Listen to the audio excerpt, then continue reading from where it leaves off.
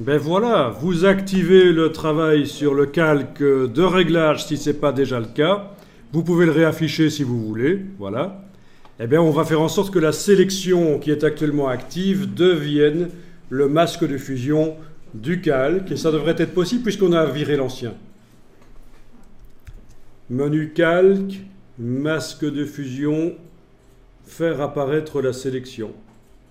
Et voilà, la sélection est devenue le masque de fusion du calque. Et donc, il n'agit que sur le ciel. Et c'est un ciel un peu plus naturel, me semble-t-il.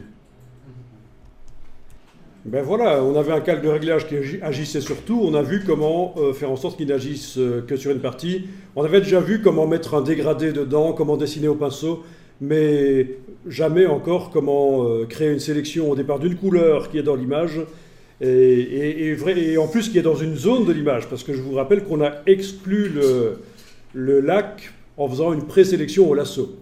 Donc présélection au lasso pour dire à Photoshop qu'on travaille que sur le ciel, sélection par plage de couleurs pour faire une sélection sur le ciel plus précisément qu'au lasso. Le lasso est un outil foireux, n'essayez jamais de faire une sélection propre avec, ça ne marche pas. C'est comme la baguette magique, c'est un peu foireux.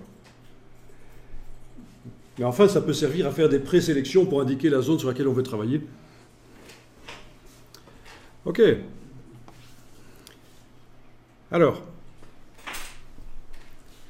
si je veux travailler sur toute l'image sauf le ciel, ben, il y a une solution. C'est touche CTRL et cliquer sur le masque de fusion, ça génère une sélection. Ensuite, sélection, intervertir. Je travaille sur toute l'image sauf le ciel. Ne vous inquiétez pas pour les petites crasses qui restent, c'est des détails qu'on réglera après. Donc vous avez bien une sélection sur toute image sauf le ciel. Ben, il suffit d'ajouter un calque de réglage maintenant. Menu calque, nouveau calque de réglage de type courbe. OK. Et directement, il transforme la sélection en masque. Et on peut travailler les courbes. Un point, deux points. Et vous savez que si ça change trop les couleurs, vous le faites passer en mode luminosité au lieu de normal, ce calque de réglage, et il ne va agir que sur la luminosité. C'est quand même assez incroyable comme système pour retoucher les photos. Il va changer ma sélection. Bon ben voilà, c'est pas mal ça. Enregistrer l'image.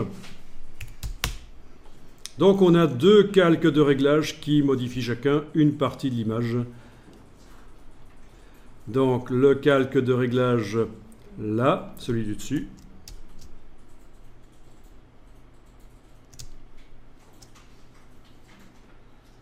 Et celui du dessous.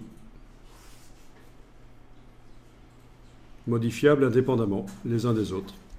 Encore une fois, on en arrive à la conclusion que sur le web, il y a des images, elles ont parfois l'air un peu pourries, mais en les retravaillant un tout petit peu, ça peut améliorer beaucoup les choses.